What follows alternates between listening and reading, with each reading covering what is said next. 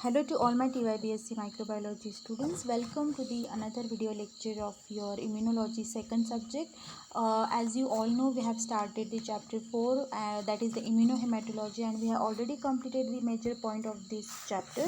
We have studied the different systems of the blood grouping. We have learned about the blood group antigens as well as the genetic basis of the blood grouping. We have already seen the different tests that we use for the detection of the blood group, or we do for the blood group typing. Okay, we have already learned about the uh, Coombs test, okay, that is used majorly during the blood transfusion. Okay, then different type of the system that are used for the blood grouping. Okay, we have already learned these things, and now here on we are moving ahead with the very few remaining points of your syllabus, and very important as well in that are important for you to understand why we need to study the blood grouping and all. So the point which is given in your syllabus is the medico legal applications of the blood grouping. Now हमने इतना सीखा, ठीक है, blood grouping है करते हैं हम लोग, या फिर इतने इतने सिस्टम्स होते हैं ब्लड ग्रुप्स के. देन ब्लड ग्रुपिंग जो होते हैं उसमें कौन से एंटीजन इन्वॉल्व होते हैं, जेनेटिक बेसिस भी हमने उसका देखा कि इनहेरिटेंस कैसे होता है, बायोकेमिस्ट्री भी हमने स्टडी किया. तो ये सब क्यों हमें करना है स्टडी, या फिर ब्लड ग्रुपिंग ही आखिर क्यों इतनी इंपॉर्टेंट है, ठीक है. तो ये सब चीज़ें क्यों है, या फिर इनका हमारे लिए क्या फ़ायदा है, इसको ही हम बोलते हैं कि application. What are the applications of the blood grouping in our daily life.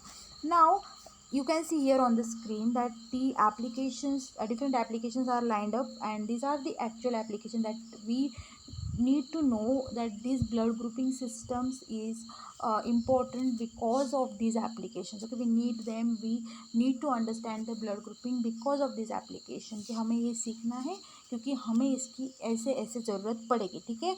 तो ये सब applications we are going to study one by one. So first one you can see here is the blood transfusion.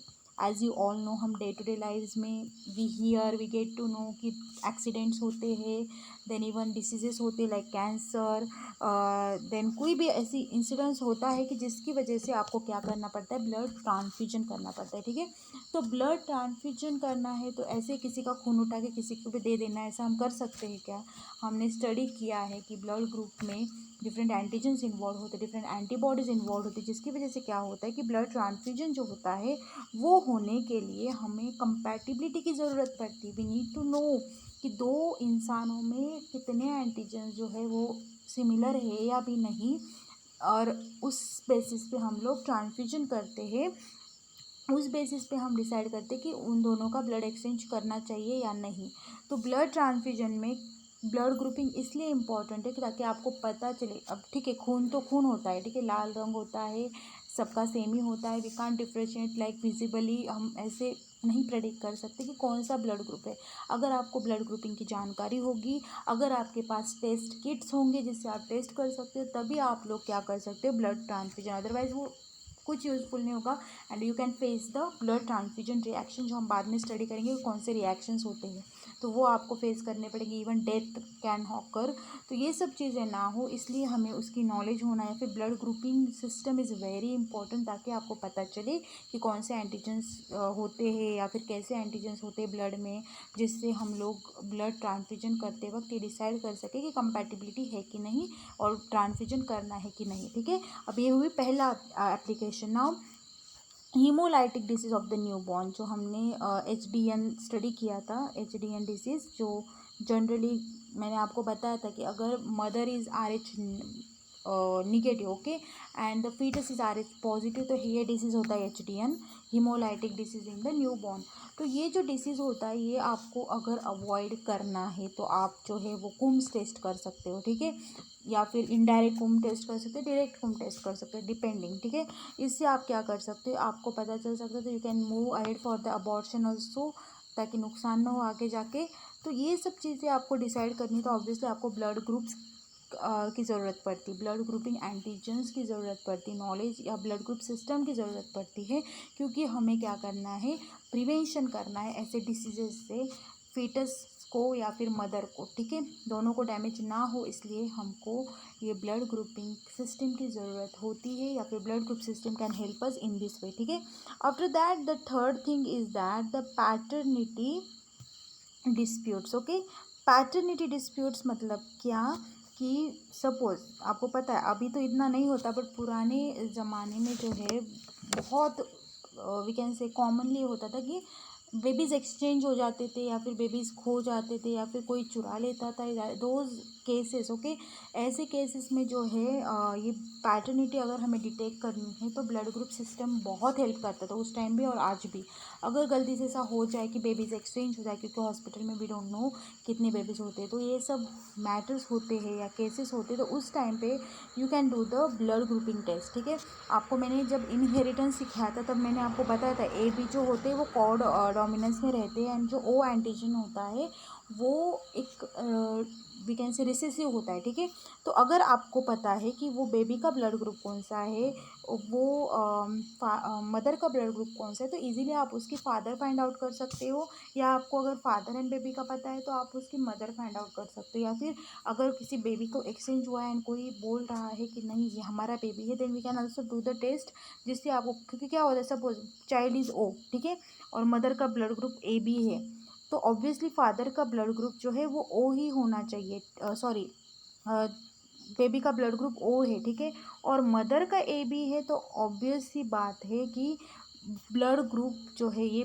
Baby जो है इस mother का नहीं है। कैसे? क्योंकि मैंने आपको क्या बताया था, ओ ब्लड ग्रुप कब होता है, जब इधर दोनों पेरेंट्स का जो है ब्लड ग्रुप ओ होना चाहिए या तो फिर मदर का ब्लड ग्रुप ओ होना चाहिए। ओके, तो इस केस में जो है वी कैन इजीली से कि मदर जो है वो the child doesn't belong to that mother. ठीक है, तो ऐसे हम पैटर्निटी इश्यूज सॉल्व कर सकते हैं। सेम फॉर फादर केस, कि आप सपोज प्रेडिक्ट कर सकते हो, नॉट अश्योर बट प्रेडिक्ट कर सकते हो कि 90% ट्रू ही होता है ये, कि आप प्रेडिक्ट कर सकते हो कि फादर का ब्लड ग्रुप क्या है। तो इससे हमें क्या पता चलता है कि पैटर्निटी इश्यूज, ठीक है, कि वो उसके फादर है कि नहीं या उस बेबी की मदर है कि नहीं, ये सब इशू को सॉल्व करने के लिए ब्लड ग्रुपिंग सिस्टम की बहुत ज़रूरत पड़ती है।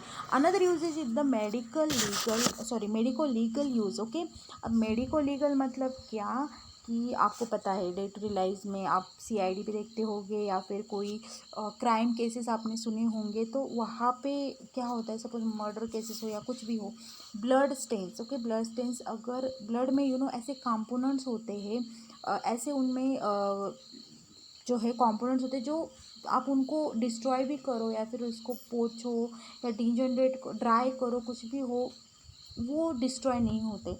मतलब आप उनको डिटेक्ट कर सकते हो यूजिंग डिफरेंट सिस्टम्स और डिफरेंट मैकेनिज्म, क्योंकि क्या होता है आप उनको बहुत देर तक ड्राई भी कर लो, पुराना स्टेन है ब्लड का ऑन द क्लोथ्स वगैरह, तो आपको इजीली समझ आ नहीं सकता कि उस पे ब्लड है भी नहीं, या फिर उसका ग्रुपिंग का क्या पता चलेगा, यू कैन से।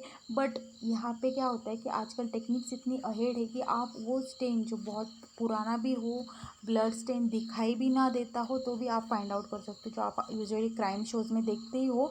तो वो एक चीज़ है यहाँ पे कि हाँ, आप लोग जो है वहाँ उस सैंपल में से तब भी आप ब्लड ग्रुप के बारे में जान सकते, क्योंकि ब्लड में ऐसे ऐसे फैक्टर्स होते हैं जो क्या करते हैं कि डिस्ट्रॉय नहीं होते, कितना भी आप ट्राई करो। तो ऐसी चीज़ों में ब्लड ग्रुप सिस्टम की भी अगेन ज़रूरत आपको पड़ सकती है, कि आप मर्डर केस सॉल्व करने में हेल्प आपको हो सकती है। ठीक है, देन या फिर कोई क्राइम केसेस हो वो सॉल्व करने में आपको हेल्प हो सकती है। पैटर्निटी का तो मैंने आपको बता दिया। Then susceptibility to various diseases, क्योंकि क्या होता है कि ब्लड ग्रुप से आपको उसके बारे में जानकारी मिलती है कि उस पेशेंट में कोई ऑटो इम्यून डिसीज़ है या कोई any type of a disease is present और what we can also come to know using the blood group, क्योंकि ब्लड ग्रुप एंटीजन जो होते हैं कहीं ना कहीं बहुत सारी डिसीजेस में इनका थोड़ा बहुत रोल तो होता ही है, क्योंकि genetic basis blood group antigen is also system of the genes. Okay, तो इससे आपको पता भी लग सकता है कि वो पेशेंट पर्टिकुलरली कितना ससेप्टेबल, आपने उसके ब्लड ग्रुप के बारे में जानकारी ले ली तो आपको ब्लड ग्रुप से आप अंदाज़ा लगा सकते हो कि वो पेशेंट कितना ससेप्टेबल है किसी डिसीज़ के लिए। ठीक है, ये भी चीज़ आप एक कर सकते हो। देन रूटीन हेल्थ चेकअप, तो ऑब्वियस सी बात है ब्लड ग्रुप सिस्टम की मदद से आपको जो है जानकारी भी मिलती कि वो पेशेंट हेल्दी है या नहीं, या फिर उसमें जो है हम डेली चेकअप कर सकते हैं, ताकि आपको पता चले कि उसका एचबी काउंट ठीक ठाक है, उसमें आरबीसीज ठीक ठाक है, प्लाज्मा काउंट ठीक ठाक है। ब्लड ग्रुप से आप डिटेक्ट भी कर सकते हो ये चीज़ें कि उसमें कितनी एंटीजन्स के बारे में हमें जानकारी मिल सकती है।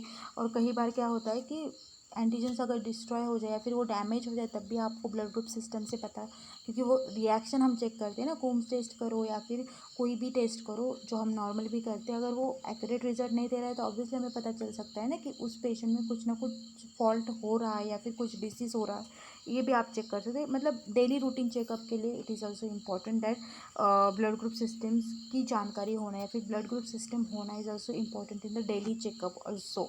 ठीक है, तो ये सब होते हैं जनरली आपके सिलेबस में मेडिको लीगल एप्लीकेशन दिए हैं, तो you can focus more on the paternity issue and also the crime cases solving. ठीक है, इसके अलावा जो है एक और blood transfusion as well as the haemolytic disease, ये 4 एप्लीकेशन आपको याद रखने ही है।